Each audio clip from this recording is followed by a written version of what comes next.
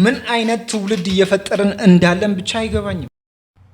ለውፎይ ምስጋና ይገባውና ሰለላሁ ዐለይሂ ወሰለም ብትል አይሻልህም?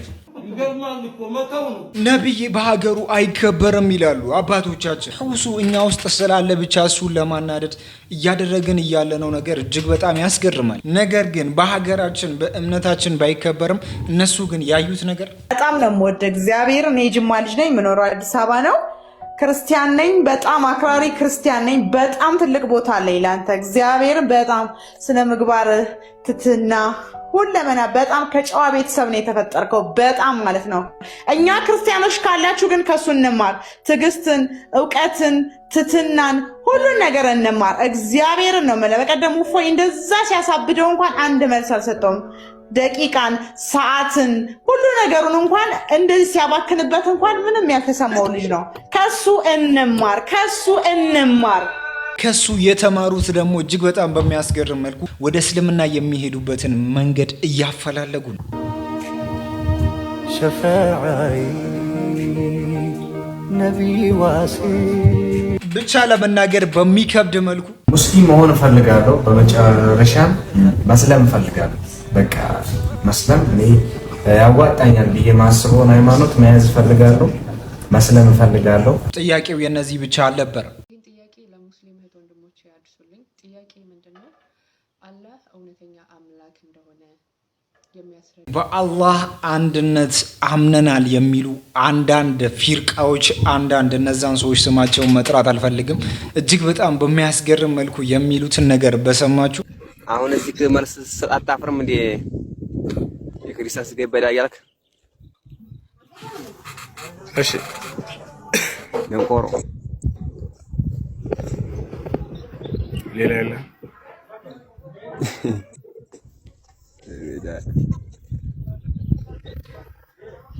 ማንም ሰው ኮሜንት ላይ እንዳናገረው።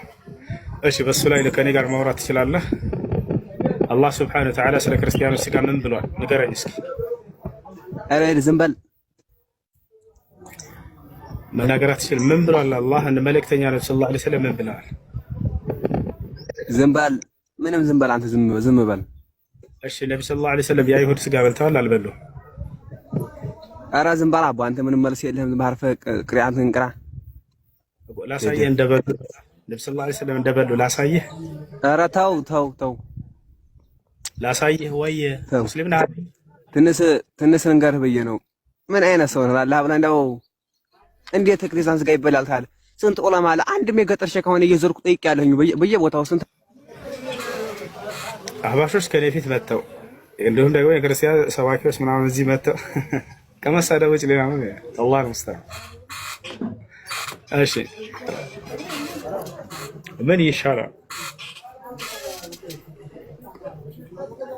በጫት አይምራቸውን ደፈኗቸው። ምን እናድርግ?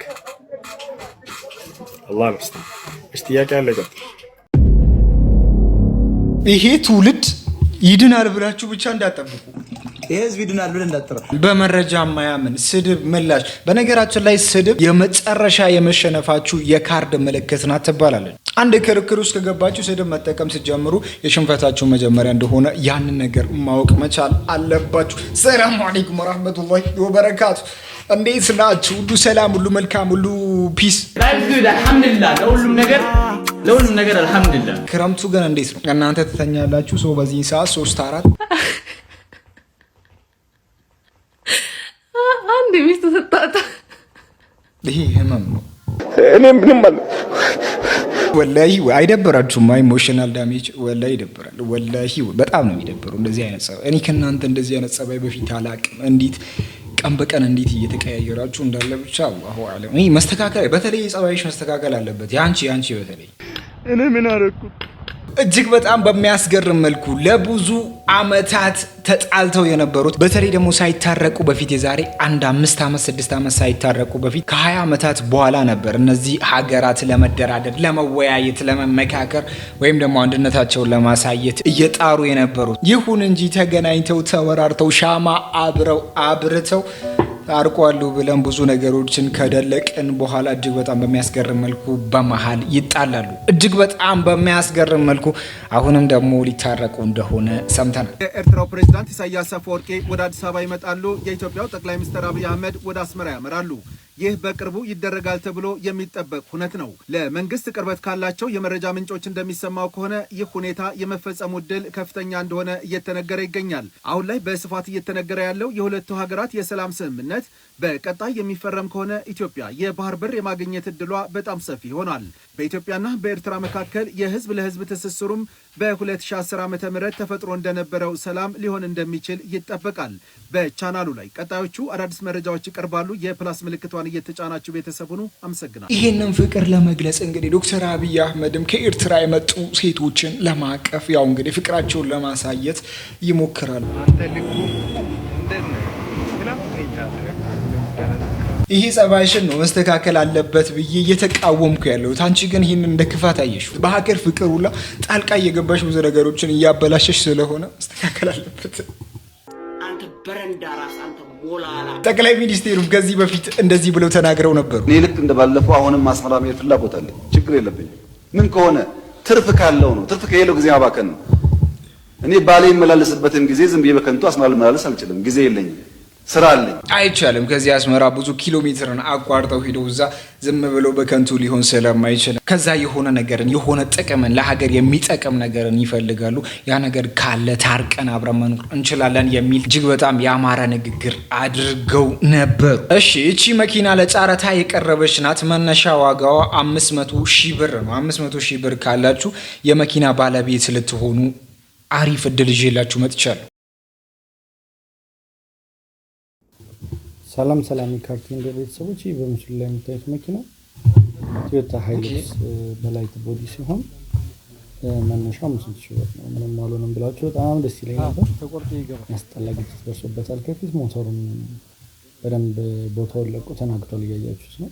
ሞተሩን ከውስጥ ኮሎ ምናምን ሊያበላሽ ይችላል። ሰርቪስ ሊፈልግ ይችላል። ይሄም የሚሰራባት ላሜራ አይዶን ሊኖር ይችላል። ሙሉ ጋቢና ቢቀየር አሪፍ ነው ላለ የመኪና ስክሪን ይሸጣል እንዴ? በሌላ ከለር የላችሁም? ግጭት አለው?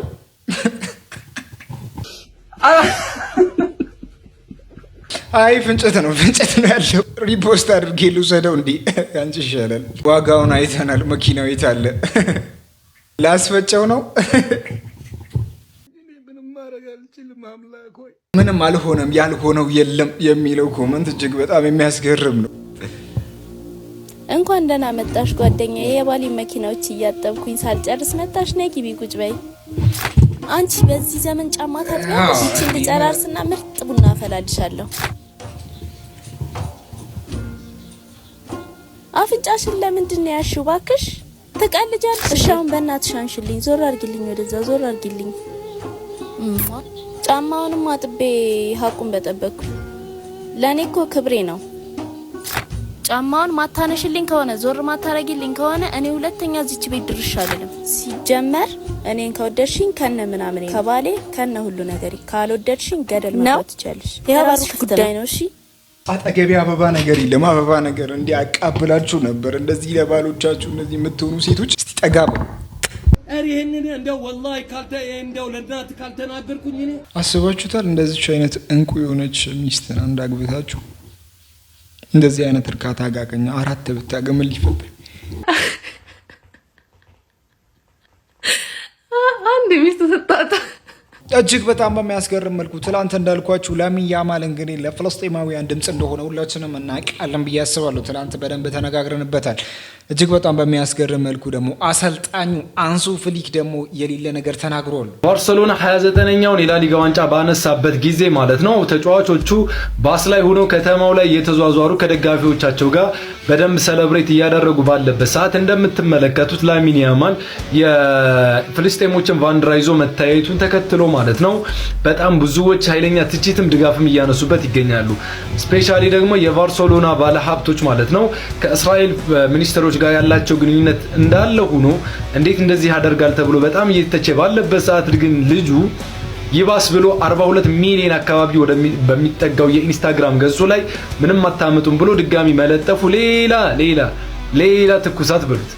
ግን ይሄ ሁሉ ሳይገርም ማለት ነው በጣም ብዙዎችን እያነጋገረ ያለው የፋብሪዚዮ ሮማኖ ጉዳይ ነው ማለት ነው።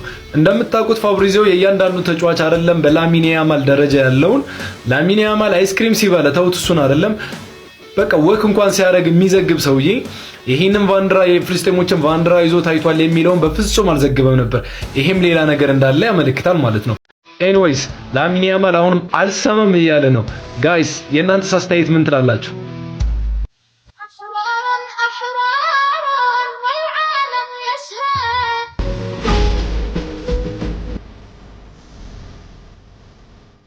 ሀያ ምናምን ሰዎች ሰለሙ ምናምን ይላል። ሀያ ምናምን ሰዎች የሚሰልሙት አልተገለጠልኝም ላልከው አምላክ ነው እንደሚሄዱት። አልተገለጠም። አረ ጀማው ይሄ ቪዲዮ ትንሽ ረዘም ሊል ስለሚችል ሼር፣ ኮፒ ሊንክ እያደረጋችሁ ብታዩት ሙዴ ነው እኮ። ለነሱ አምላክ ተገልጦ ስላዩት እኮ ነው 3 ሽማግሌዎችን ያው መንታ በእጃቸው ስሎ ሲያበቁ እንደገና በእጃቸው ለሳሉት ስዕል እየሰገዱ ያለው። ለማንኛውም መጽሐፍ ቅዱስ እንዲህ ይላል፣ አንደኛ ጢሞቴዎስ 6:16 እርሱ ብቻ የማይሞት ነው፣ ማንም ሊቀርበው በማይችል ብርሃን ይኖራል፣ አንድ ሰው እንኳን አላየውም፣ ሊያየውም አይቻለውም። ስለዚህ ካልታየ አይሳልም፣ ካልተሳለ ለስዕል አይሰገድም። ወሰላሙ አለይኩም። ሁሱ ይህንን ለመናገር አልቻለም ነበር፣ ወይም ደግሞ ብዙዎቹ ጫና እያደረጉበት ነበር። ሰውየውም እንግዲህ እውነታውን ላለመስማት ብዙ ጉድጓዶችን እየቆፈረ ነበር። እኔ ግን 3 ሽማግሌዎች ባለ ነገር ላይ የለውበትም።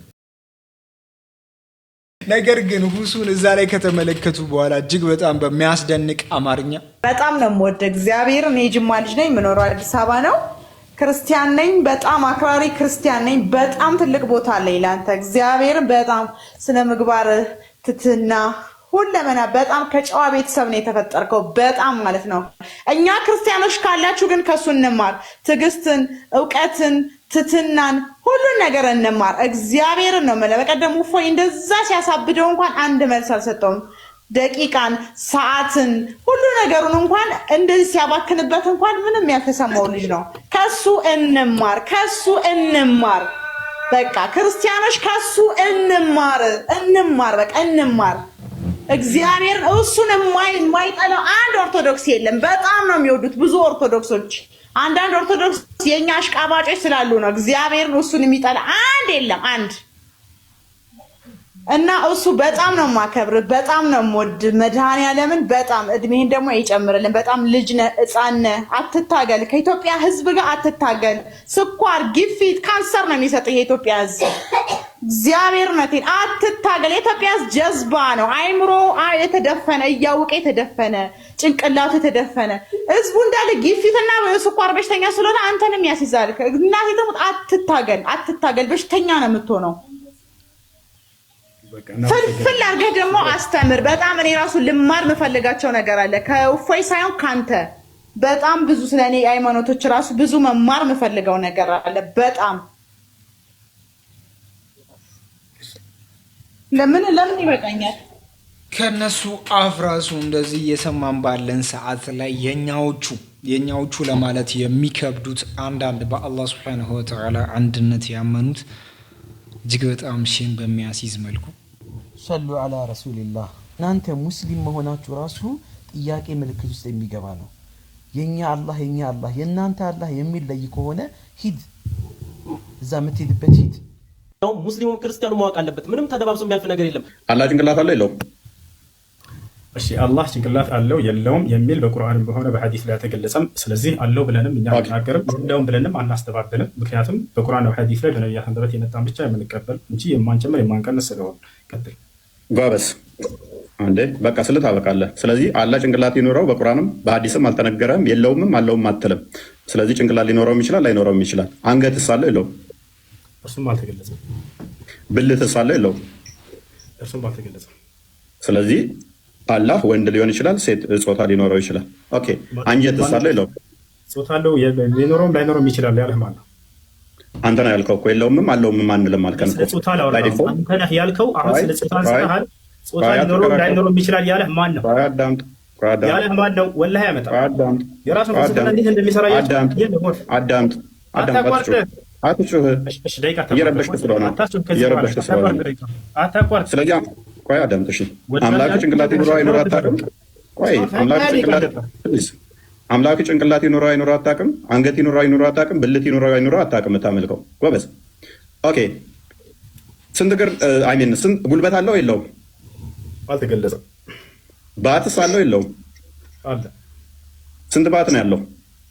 ባት ተብሎ የተገለጸው በቁጥር አልተገለጸም። አላህ ተገልጿል በቁርአን يقول الله عز وجل ليس كمثله شيء እኔ ምንም ነገር አምሳያ የለኝም ማለት እኮ የግዴታ ብልት የለውም እንትን የለውም ጆሮ የለውም አፍንጫ የለውም ወይ አረ እናስብ እያንዳንዱ መርሐባ እናንተ የእፎይ ወንድሞች ቤተሰቦች በጣም አጋሮች ነን አላችሁ በጣም አልመርኡ ማ'a من حب يوم القيامه የቂያማ ቀን ከወደደው ሰው ጋር ነው የሚቀሰቀሰው ኢንሻአላህ አብራችሁ ትቀሰቀሳላችሁ እናንተ አላህ ሂዳያ ይስጣችሁ ግን ሂዳያን የምንመኘውና የኛ ነብዩ አለይሂ ሰላቱ ሰላም ያስተማሩን አላህ በቁርአን ላይ የነገረን እናጸድቃለን ያልነገረን ደግሞ አናጸድቅም አው አልተገለጸም ባት አለው አው ባት አለው አላህ አንተ ስለተሸማቀቅ አንተ ልብህ ስላልተቀበለው ጆሮ መስማት ስለሰቀጠጠው የለውም ብለን እንካት አለው يوم يكشف عن ساق ባትስ ነው ምን አይነት ባትስ አናውቅም አላህ እጅ አለው አው እጅ አለው ምን አይነት እጅ አናውቅም አላህ እግር አለው አው እግር አለው ምን አይነት እግር አናውቅም ስለ ጀርባ ስለ አፍንጫ ስለ ነገር ትጠየቃለህ አልተገለጸም የለም ብለን እንዳትመልስ የለም የሚል ነገር አልተገለጸም አለ ብለን እንዳትመልስ አተቆሉን አለላህ ማ ላ ተዕለሙን በአላህ ላይ የማታውቁትን ትናገራላችሁ በሚለው ያስጠይቃል እንደናንተ ዝባዝንኬ አናወራም የሙስሊምም ስብዕና አይደለም እኛ ከነብዩ አለይሂ ሰላቱ ሰላም በተዋረድ የመጣውን ትክክለኛ ሶሒህ የሆኑ ሐዲሶችን ተግባራዊ እናደርጋለን ስለ አላህ እንናገራለን አላህ በነገረን መሰረት ስለ አላህ እንናገራለን ነብዩ አለይሂ ሰላቱ ሰላም በነገሩ መሰረት እንደናንተ ቁርአኑን እየጠመዘዝን ተዕዊል እያደረግን ተሕሪፍ ተዕጢል እያደረግን አንኖርም ሰው እንዲሸማቀቅ ኢና ሊላህ ምናምን ስላልክ ብቻ ስለተሸማቀቅ ብቻ አላህ አለው የተባለውን ነገር አናወግዝም አላህ ነፍስ አለው አው አለው እርር በል ድብን በል ሙቱ ቢገይዚኩም እርር እንዳላችሁ ሙቱ ተዕለሙ ማ ፊ ነፍሲ ወላ አዕለሙ ማ ፊ ነፍሲክ ነብዩላህ ዒሳ አለይሂ ሰላም በእኔ ነፍስ ውስጥ ያለውን ታውቃለህ በአንተ ነፍስ ውስጥ ያለውን አላቅም ብለዋል አላህ እጆች አሉት አዎ እጅ አለው አንተ እጅ ሲባል ይሄንን ለምን መቅረጽ አስፈለገ ለምን መቅረጽ አስፈለገ እጅ የተባለውን ዓላማ የሊቁ ቢጀላሊሂ ለልቅናው የሚመጥን እጅ ምን አይነት ነው ነገ የቂያማ ቀን ትደርስበታለህ አማኝ ሆነ ከሞትክ በዚህ በክደት ካልሞትክ በስተቀር አማኝ ሆነ ከሞትክ እናንተ አህባሽ የተባላችሁት በዚህ ሁኔታችሁ ከሞታችሁ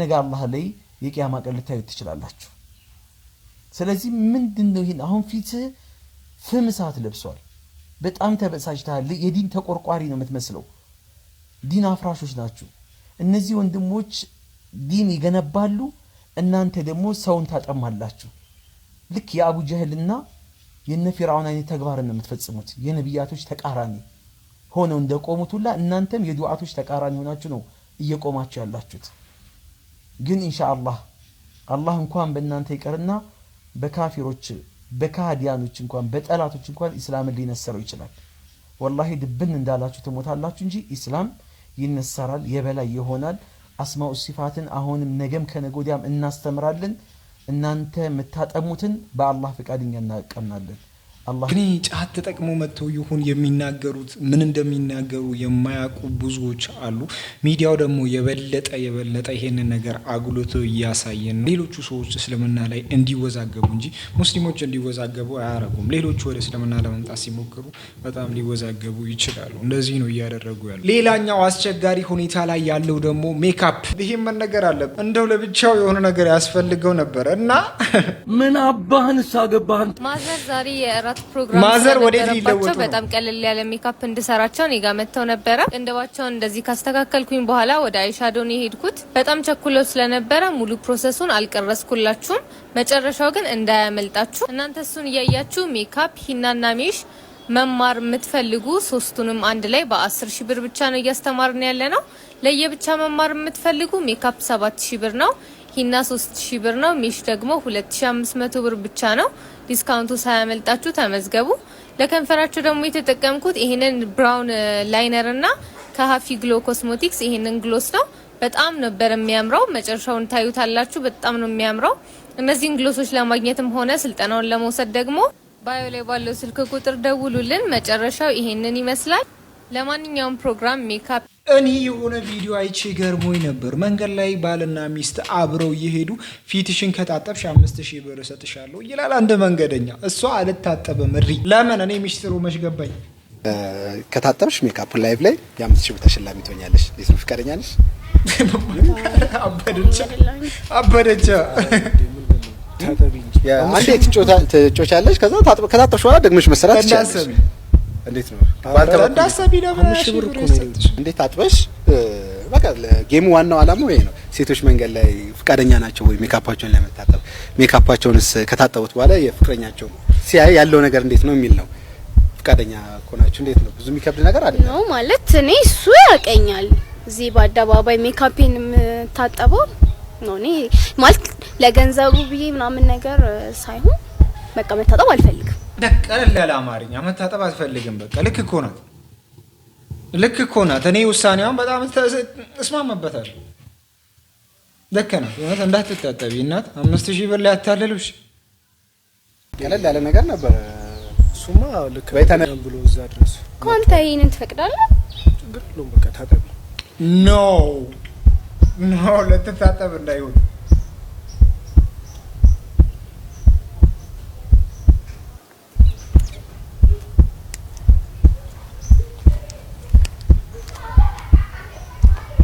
ቦርሳን ተቀበላት። እሺ ብዙ ጊዜ እንግዲህ ያው ሜካፕ ትቀባለች ብለኛል። እንዴት ነው ያለው ነገር? ሳትቀባ አንተ ጋር ምናምን መታጣቅም ያለ ምንም አይነት ሜካፕ? ኧረ ታብራለች፣ ቆንጆዬ ናት። ስለዚህ ከዚህ በፊት ያለ ሜካፕም አንተ ጋር ትመጣለች ማለት ነው? አዎ። ስለዚህ ምንም አይነት ጥርጥር የለም ነው? አዎ። እኔማ እርግጠኛ ነህ ግን የዛኔ ሙሉ ለሙሉ ሳትቀባ ነው የምትመጣው? ምን ያህል እርግጠኛ ነህ? ብዙም አታበዛም ነበር ግን በስሱም ቢሆን ትቀባለች ማለት ነው አንተ ጋር ስትመጣ።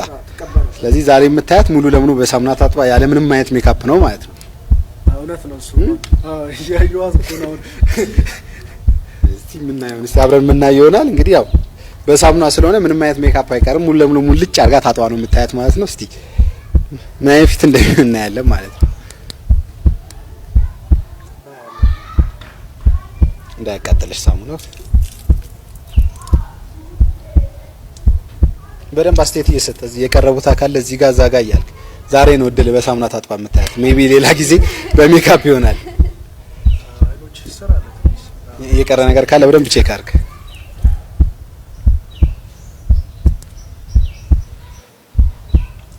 በደንብ እያየ ነው። የቀረ ነገር የለም።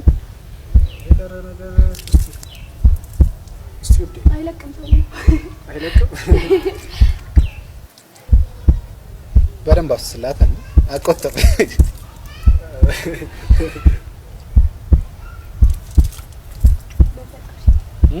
አለቀቀም። አይ ምን ያህል እንደሚያስቸግር ሜካፕ ከተቀቡ በኋላ ያለውን ችግር ይኸው። ገንዘቤ ነው እያሰብኩኝ እኮ ነው። ወይኔ አቀጠልሽ እንዴ? በደንብ ዋፍስ አለቀቀላት። ሜካፑ ነው ወይስ ሳሙና?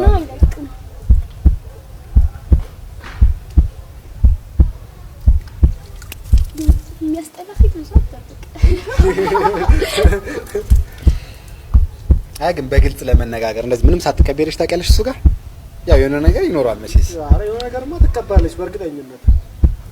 እስቲ ከሷ አንደበት ምንም ሳትቀበልሽ ታውቂያለሽ? እሱ ጋር አክቹሊ አላውቅም፣ ግን ያው ያን ያህል አይደለም የምጠቀመው። በሱሱም ቢሆን ግን ትንሽ ተቀብተሽ ነው የምትይዥ። ስለዚህ ዛሬ ነው ያለ ምንም አይነት ሜካፕ የሚያይሽ ማለት ነው። ይሆናል እንግዲህ እድሜ ላንተ። እስቲ የሱን አስተያየት እንሰማለን። እንግዲህ የሱ አስተያየት ነው ወሳኝ። ደረቅ ቆዳዋ እንዳይላት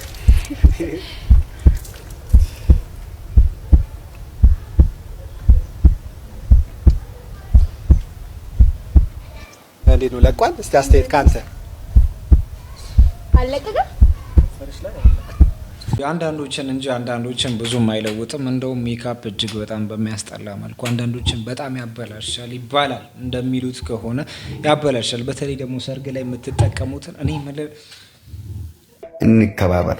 ሰርግ ላይ ተለማማጅ ነው የሚለማመድባችሁ ይሆን ወይስ ደግሞ ለራሳችሁ ፈልጋችሁ ነው እንደዛ የምታሰሩት ይሆን ወይስ ደግሞ ለሰርጉ ግዴታ እንደ ትዕዛዝ ነው ይሆን አላውቅም። ብቻ ያለ ሜካፕም ቆንጆ ነሽ አውቃለሁ። እስካሁን አብራችሁ ለቆያችሁ ሰዎች